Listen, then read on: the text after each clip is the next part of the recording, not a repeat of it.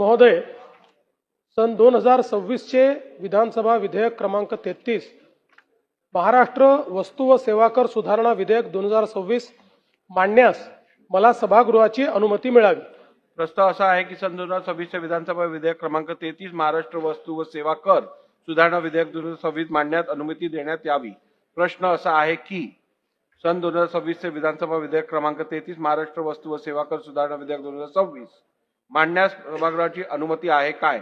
अनुकूल असतील त्यांनी होय म्हणावे, प्रतिकूल असतील त्यांनी नाही म्हणावे। होयचे बहुमत आहे, होयचे बहुमत आहे। प्रस्ताव संमत झाला।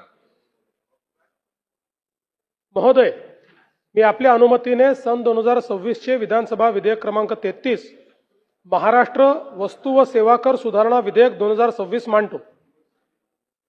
सन 2026 चे विधानसभा विधेयक क्रमांक 33 महाराष्ट्र वस्तू व सेवा कर सुधारणा विधेयक 2026 मांडण्यात आले।